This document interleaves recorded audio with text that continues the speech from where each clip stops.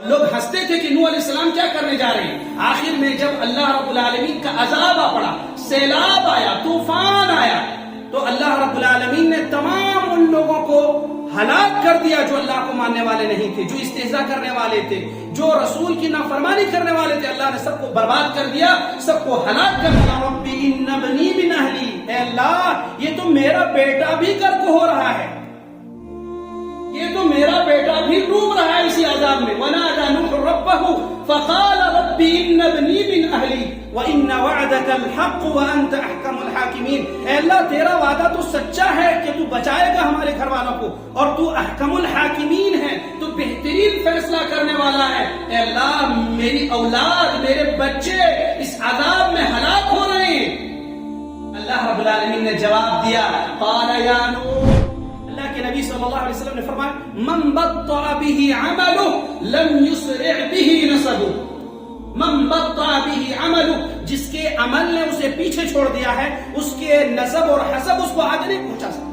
اپنی پیاری بیٹی حضرت فاطمہ رضی اللہ عنہا سے فرماتی ہے اللہ کے نبی صلی اللہ علیہ وسلم، یا فاطمہ سلینی من مالی ما شئت من مالی لا اغنی عنک من اللہ شیئا. اے میری بیٹی فاطمہ، جو کچھ تو اپنے والد کے جائیداد میں سے، ان کے مال میں سے جو کچھ تو مانگنا چاہتی ہے مانگ لے، قیامت کے دن تیرے والد کچھ بھی کام نہیں آئے.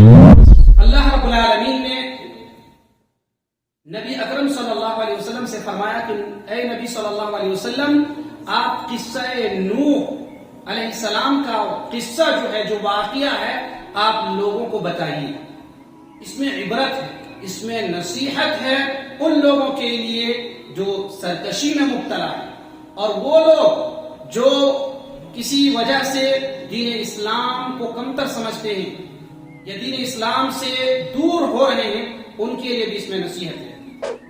نوح علیہ السلام نے اپنی قوم سے فرمایا، اے میری قوم کے لوگوں، اگر یہ آپ سمجھتے ہو کہ میرا یہاں جو میں تبلیغ کر رہا ہوں، میں جو تم کو اللہ کی طرف بلا رہا ہوں، اور یہ تم سوچ رہے ہو کہ یہ بیکار ہے، تو آپ جو چال چلنا چاہتے ہیں آپ میرے ساتھ چلیے. آپ کی جو بھی لوگ ہیں، شرکا جو ہیں، آپ ساتھ میں لے لیجئے، اور جو مرضی آپ کی آپ کر گزریے، لیکن اللہ کا جو پیغام ہے میں اس کو پہنچاؤں گا. اے میری قوم، اگر تم کو میرا رہنا اور احکام الہی کی نصیحت کرنا بھاری معلوم ہوتا ہے تو میرا تو اللہ تعالیٰ پر ہی بھروسہ ہے. ہم اللہ کا جو دین ہے، جو حکم ہے، جو آرڈر ہے، ہم اس کو لوگوں تک پہنچائیں گے. اور آپ جو کچھ اپنے تئیں تدبیر بنا کر کے رکھے ہیں، جو تدبیر اور جو چال چل رہے ہیں، آپ چلیے، آپ اپنا کام کرتے رہیے. ہمارا جو کام اللہ نے حکم دیا ہے، جو اللہ کی طرف سے ہے، میں اپنا کام کرتے رہوں گا.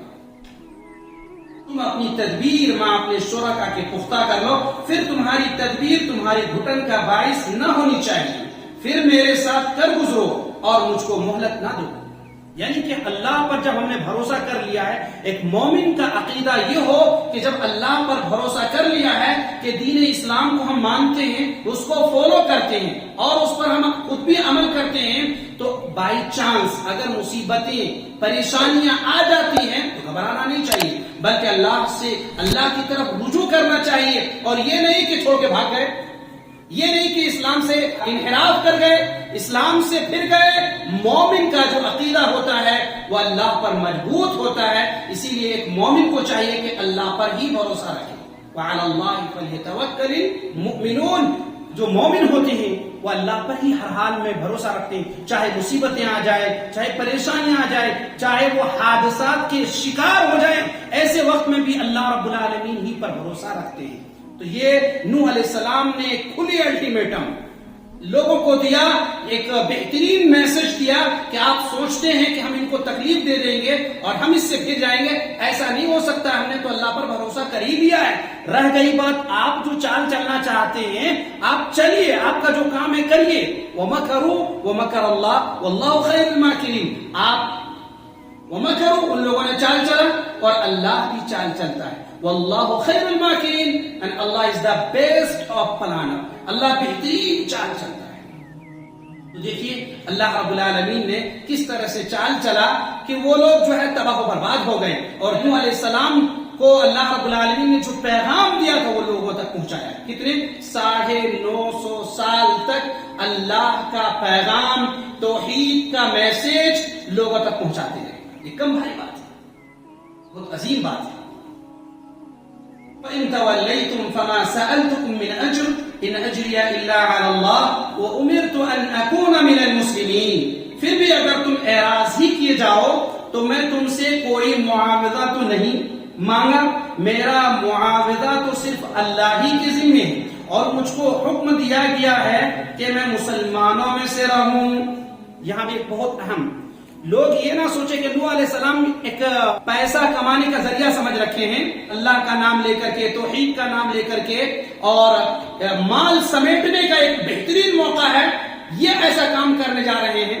تو کیا کہا کہ یہ میرا مقصد نہیں ہے. رہ گئی بات اجر، اور جو ہے اس کا بدلہ صرف اللہ ہی دے سکتا ہے. میں اللہ ہی سے امید رکھتا ہوں کہ جو میں محنت کر رہا ہوں، جو کوششیں کر رہا ہوں، جو لوگوں تک اسلام کا پیغام یا اللہ کا پیغام جو اللہ نے حکم نوح علیہ السلام کو دیا، میں اس لیے کوشش کر رہا ہوں کہ اللہ کا حکم ہے.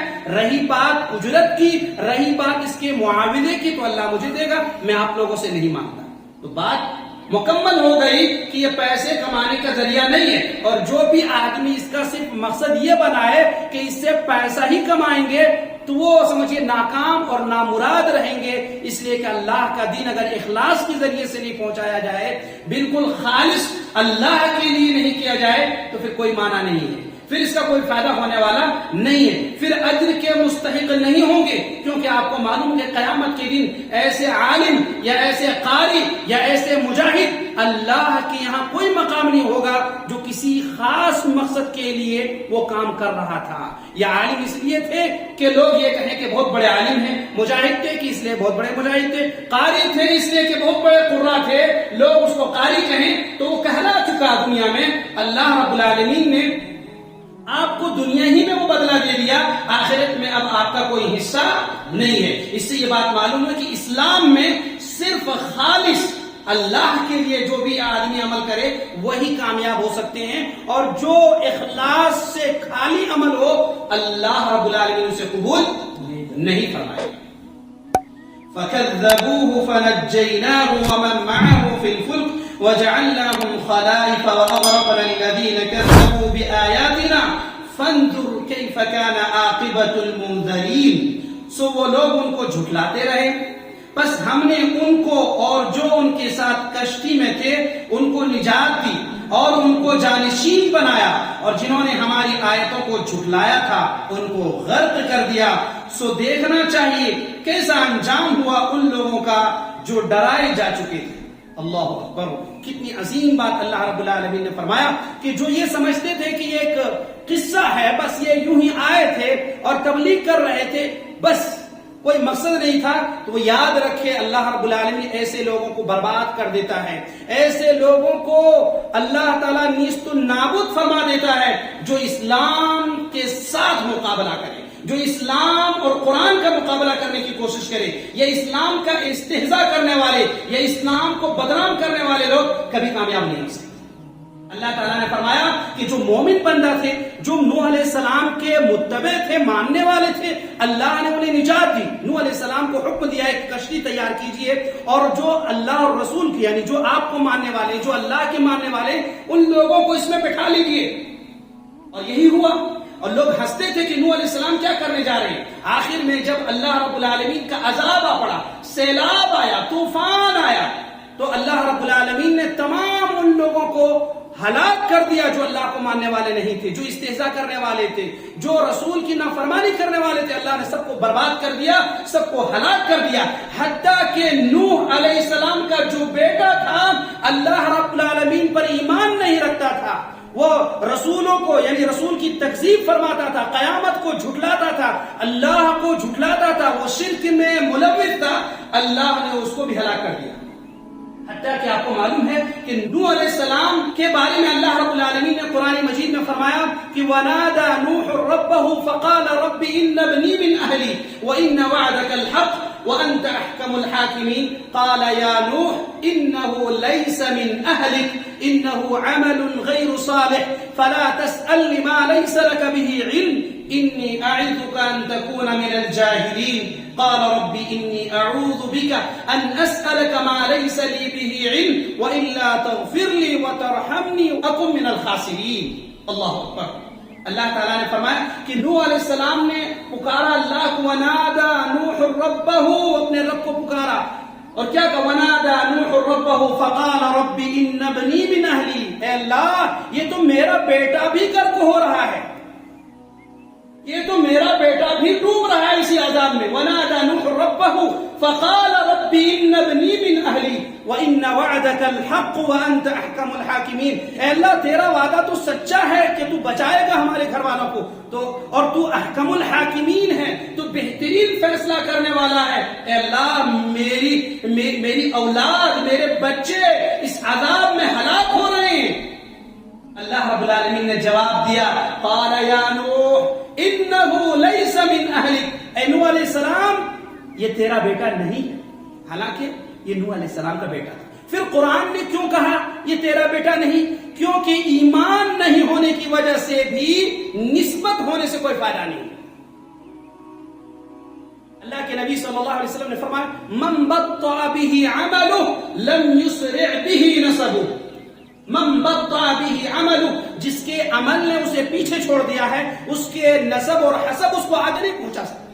کوئی آدمی اپنے آپ کو کہے سید ہے، کوئی کہے میں فاروقی ہوں، کوئی کہے میں فاطمی ہوں، کوئی کہے کہ میں قاضی ہوں، کوئی اپنے آپ کو کچھ کہے اور نہ جانے کن کن ناموں سے اپنے آپ کو پکارے، لیکن عمل اور اتباع رسول نہیں اس کے پاس ہے، تو اس کا یہ دعویٰ کرنا اور ایمان کا دعویٰ رکھنا کوئی فائدہ نہیں.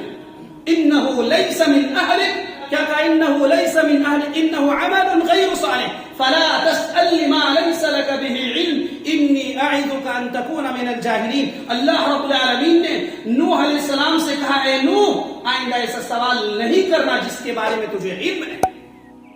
انی اعظک ان تکون من الجاہلین، میں تمہیں نصیحت کرتا ہوں کہ تو جاہلوں میں سے نہ ہو جائے. اللہ اکبر.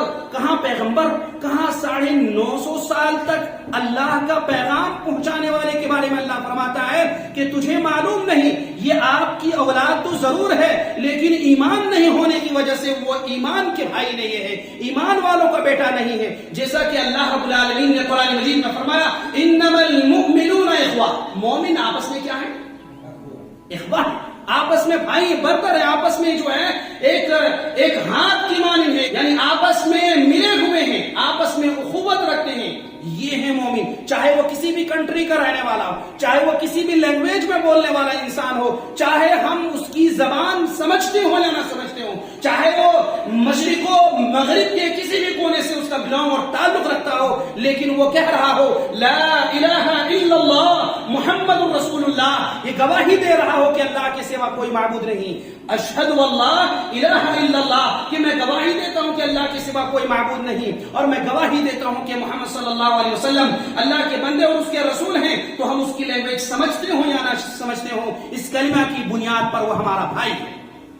لیکن اگر ہمارا بیٹا ہی ہو، ہمارا قریبی رشتہ دار ہی ہو، اللہ کے نبی صلی اللہ علیہ وسلم نے تمام خاندان والوں سے مخاطب کر کے فرمایا اے قبیلہ قریش، اے بنی عبد مناف، اے تمام لوگ سن لو، تم اپنے آپ کو قیامت کے دن عذاب جہنم سے بچانے کی تیاری کر لو. حتیٰ کہ اللہ کے نبی صلی اللہ علیہ وسلم اپنی پیاری بیٹی حضرت فاطمہ رضی اللہ عنہا سے فرماتی ہیں اللہ کے نبی صلی اللہ علیہ وسلم یا فاطمہ سلینی من مالی ما شئت من مالی لا اغنی عنک من اللہ شیئا. اے میری بیٹی فاطمہ، جو کچھ تو اپنے والد کے جائیداد میں سے، ان کے مال میں سے جو کچھ تو مانگنا چاہتی ہے مانگ لے، قیامت کے دن تیرے والد صاحب کچھ بھی کام نہیں آئیں گے.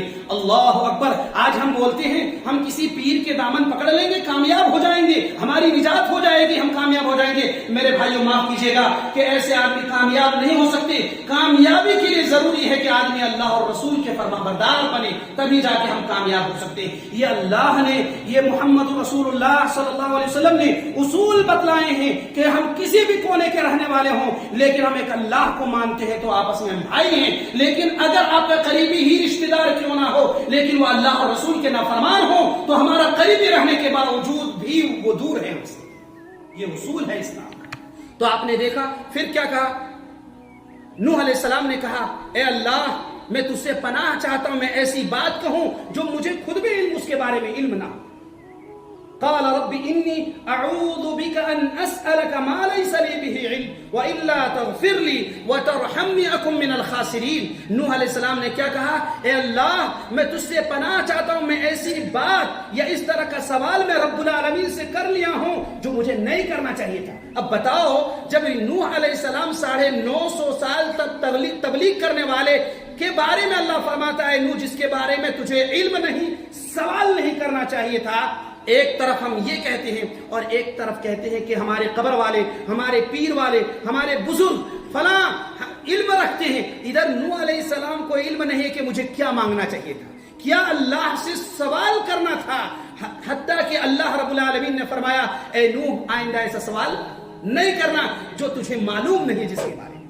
اور ہم کہتے ہیں کہ ہمارے پیر کو یہ معلوم ہے. ادھر نوح علیہ السلام پیغمبر ہیں پھر بھی حتیٰ کہ نوح علیہ السلام کے بارے میں کہا جاتا ہے کہ آدم ثانی یعنی کہ آدم علیہ السلام کا جو سلسلہ آیا یہاں سے پھر دوبارہ شروع ہوا ایک نئے سرے سے یہاں سے ان کی شروعات ہوئی. تو میرے بھائی اس پیغمبر کے بارے میں اللہ فرما رہا ہے کہ آئندہ ایسا سوال نہیں کرنا جس کے بارے میں تجھے علم نہیں.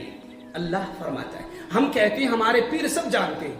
یہاں پیغمبر کو اللہ فرماتا ہے کہ تجھے معلوم نہیں ہے مستقبل کے بارے میں تجھے کیا سوال کرنا تھا وہ معلوم نہیں ہے. ادھر ہم کہتے ہیں یہ سب کچھ جانتے ہیں. نعوذ باللہ من ذالک. سوچو میرے بھائی غور کرو ہم کس دنیا میں ہیں. ہم قرآن کی باتوں پر اگر عمل نہیں کریں گے تو گمراہ ہو جائیں گے. ہم جو ہے بابا بابی کے چکر میں لگیں گے تو ہم اپنی زندگی کو ہلاک کر لیں گے. اور قیامت کے دن آپ کو معلوم ہے کفار اور مشرکین کے بارے میں اللہ فرماتا ہے کہ کہیں گے یوم یعض الظالم علی یدیہ یقول یا لیتنی اتخذت مع الرسول سبیلا. وہ اپنے دانت کو کاٹیں گے اور کہیں گے کہ کاش میں محمد رسول اللہ صلی اللہ علیہ وسلم کی اتباع کر لیا ہوتا میں محمد رسول اللہ صلی اللہ علیہ وسلم کے طریقے پہ چل لیا ہوتا تاکہ عذاب جہنم کے ہم شکار نہیں ہوتے اس جہنم میں ہم مبتلا نہیں ہوتے. پتہ یہ چلا میرے ساتھیوں میرے بھائیوں کہ اللہ پر مضبوطی کے ساتھ بھروسہ کیجئے اور اسی میں کامیابی ہے اور اس کے علاوہ کہیں اور کامیابی نہیں ہے.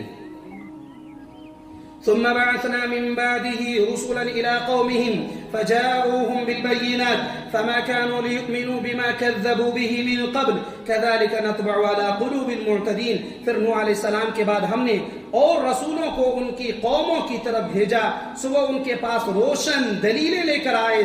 بس جس چیز کو انہوں نے اول میں جھوٹا کہہ دیا یہ نہ ہوا کہ پھر اس کو مان لیتے. اللہ تعالیٰ اسی طرح حد سے بڑھنے والوں کے دلوں پر بند لگا دیتا ہے. لیکن یہ امتیں رسولوں کی دعوت پر ایمان نہیں لائیں محض اس لیے کہ جب اول یہ رسول ان کے پاس آئے تو فوراً بغیر غور و فکر کیے ان کا انکار کر دیا. اور یہ پہلی مرتبہ کا انکار ان کے لیے مستقل حجاب بن گیا اور وہ یہی سوچتے رہے کہ ہم تو پہلے انکار کر چکے ہیں اب اس کو کیا ماننا. نتیجتاً ایمان سے وہ محروم رہے. اگر کوئی آدمی صحیح بات بتا اور آپ کو معلوم ہے کہ بالکل یہ اتھارٹی کے اعتبار سے بالکل صحیح ہے تو ہم کو ایسا میرا کہنے کا مطلب ہے میں تو یہ سوچ رہا تھا میری رائے تو یہ تھی میری فکر تو یہ تھی میں یہ کہنا چاہ رہا تھا آپ نے اس کا غلط مطلب سمجھ ادھر ادھر کرنے کی ضرورت. آپ کے پاس نص موجود ہے دلیل موجود ہے ہمیں ادھر ادھر جانے کی ضرورت نہیں ہے. ایک مسلمان آمنا و صدقنا اور جو ہے ایمان لایا اور اس کی تصدیق کی یہی سب سے اہم چیز ہے. آدمی جو ہے پہلی دفعہ کسی کو غلط ٹھہرا دیتے ہیں اور بعد میں اس کو ماننا بہت بھاری پڑتا ہے کہ دیکھو میں نے اس کو 2 ہفتہ پہلے 1 سال پہلے میں اس کو برا کہہ رہا تھا آج میں اس کو کیسے تسلیم کروں. حالانکہ اس کو معلوم ہے کہ آج جو کچھ وہ بول رہے ہیں وہ بالکل صحیح ہے لیکن اب ماننے نہیں دے رہے کیونکہ اس کے اندر کبر ہے اس کے اندر گھمنڈ اور غرور ہے کہ اب ہم کس طرح سے اس کو ہم تسلیم کر لیں. تو اللہ نے فرمایا ثم بعثنا من بعده رسلا الى قومهم فجاءوهم بالبينات فما كانوا ليؤمنوا بما كذبوا من قبل. كذلك نطبع على قلوب المعتدين. اللہ تعالیٰ اسی طرح سے مہر لگا دیتا ہے جو حد سے تجاوز کرنے والے لوگ ہیں، حد سے بڑھنے والے لوگوں کو اللہ مہر لگا دیتا ہے. مطلب یہ ہے کہ وہ کامیاب نہیں ہو سکتے.